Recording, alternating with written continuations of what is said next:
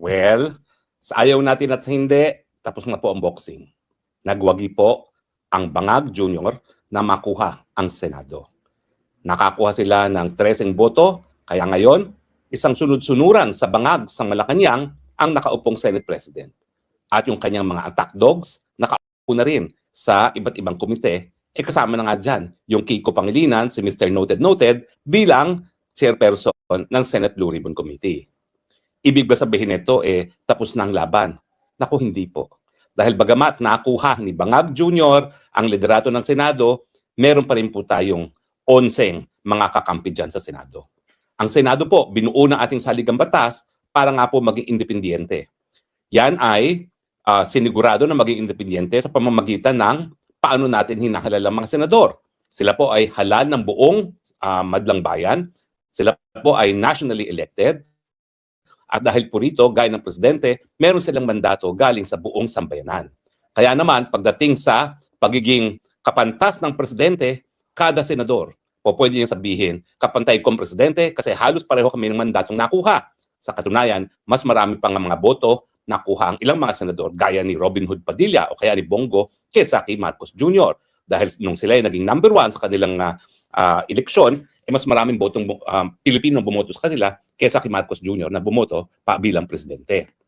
Bukod pa po dyan, nandyan yung privilege hour kung saan ang mga kababalaghan sa gobyerno ay po pwedeng ma-expose, maisa publiko ng walang takot dahil ang privilege hour po, yan ay immune from cyber libel and libel, no? Actually po, immune lang sila for libel.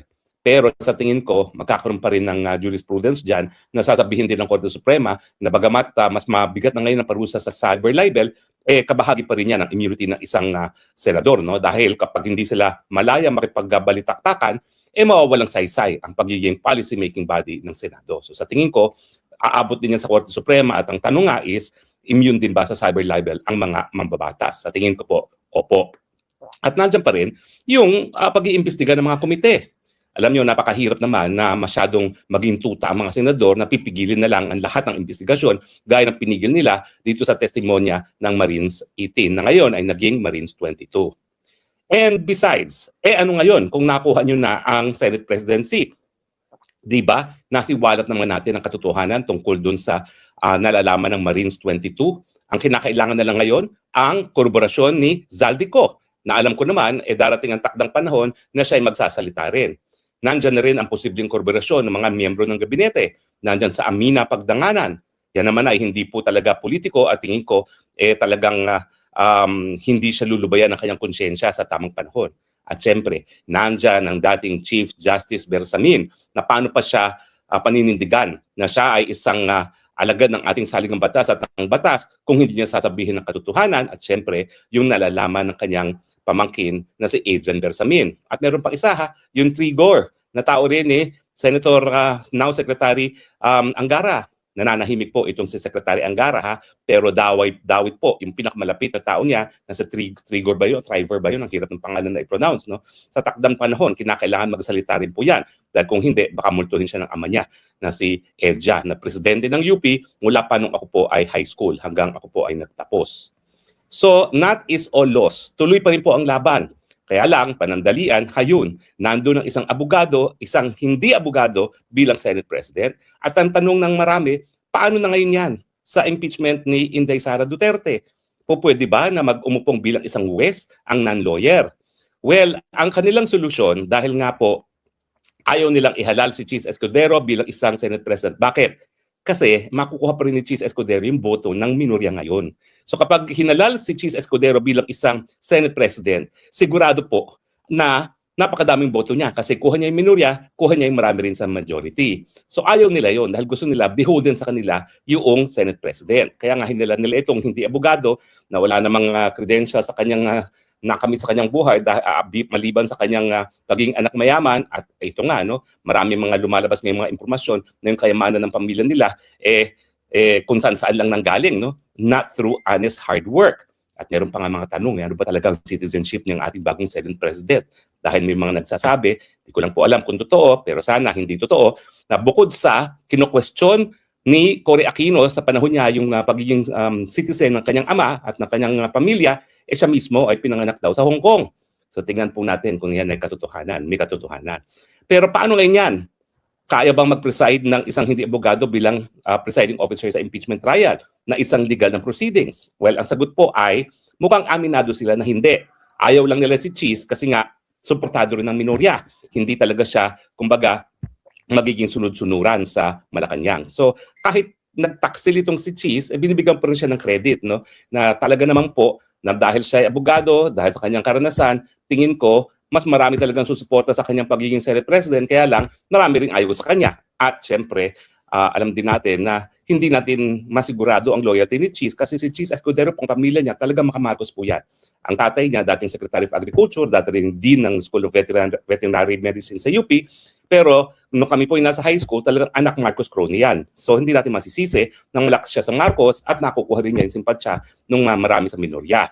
So ang naging solusyon nila ay gawing presiding officer si Cheese Escudero na isang abogado. Ang tanong, ito ba ho ay sang-ayon sa saligang batas?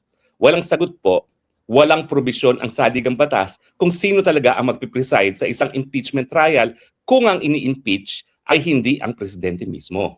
Ang nakasaad lang sa saligang batas ay ang Senado ay uupo bilang impeachment court at sila ay manunungkulan bilang mga impeachment judges bago magtrabaho bilang isang impeachment court. Ang probisyon lamang tungkol sa presiding officer ay kung ang ini-impeach ay ang presidente ng Pilipinas. At nakasaad sa saligang batas na kapag ang ini-impeach ay presidente ng Pilipinas, ang Chief Justice kasama ang said President ang sabay na magpe-preside. At nakita natin yan nung in-impeach si dating Presidente Erap Estrada na si Chief Justice Davide at saka si Senate President Nene Pimentel ay umupo bilang joint presiding officers. Pero si Chief Justice walang boto. Si Nene Pimentel noon merong boto.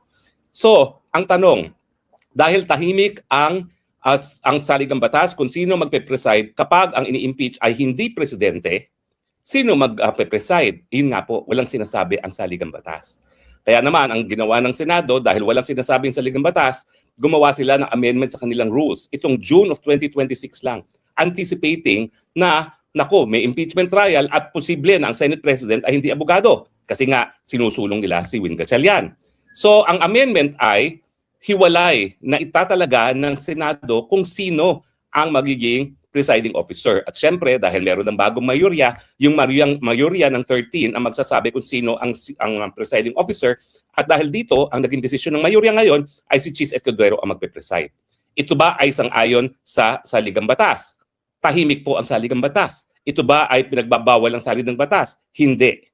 So, meron kasing kasabihan na kapag hindi pinababawal, ay po pwede. So sa ganitong mga pagkakataon na walang sinasabi ang saligang batas kung sino magpe-preside kung ini-impeach ay hindi ang presidente mismo, maraming naniniwala na dahil hindi ipinagbabawal, po pwede magtalaga ng iba ang mga miyembro ng Senado dahil after all, yung Senado ay may kapangyarihan na bumuo ng sa kanyang rules, sariling rules, at hindi po pwedeng paghimusukan ng ating hukuman. Pero ang tanong, yung kapangyarihan ng Senado na bumuo ng kanyang sariling rules ay kapag siya ay gumagana bilang isang mambabatas. Ito ba ay applicable sa isang impeachment court? Well, maraming magsasabi na again, bagamat tahimik ang saligang batas rito, natural. Dahil ang isang impeachment court, bukod sa ang rules of court ay supplementary applicable, po pwedeng magkaroon ng special provisions, no? Nakabahagi ng kanyang rules. Pero siyempre, ang kontra naman, may mga magsasabi na by virtue of tradition, talaga namang ang pinakamataas, ang hepe ng Senado, ang dapat na mag-preside bilang presiding officer. Now, ang mga nagsasabi na ito ang dapat sundin, ay magsasabi na kaya nga dapat ang hinalal ng Senate President ay merong kakayahan maging presiding officer. Dahil kung talaga namang by tradition, if the Senate President will preside sa impeachment trial, bakit kasi ang mayorya hindi naghalal ng isang abogado bilang isang impeachment presiding officer? So sa tingin ko po, parehong convincing itong dalawang views nito. Isa na in the absence of a specific provision sa saligang batas ay governed by tradition at isa namang nagsasabi ang hindi ipinagbabawal ng saligang batas ay po pwede. Siyempre, nakasalalay na kay VP Sara kung talagang papayag siya na si Cheese Escudero magiging presiding officer dahil siya lamang ang may personalidad na kumuwestiyon doon sa kung sinong dapat mag-preside sa kanyang impeachment officer dahil siya ang ini-impeach. Abangan po natin kung kukwestiyonin ni VP Sara itong pagtatalaga kay Chis Escudero bilang isang presiding officer ng kanyang impeachment trial at hindi ang isang Senate President na hindi abogado.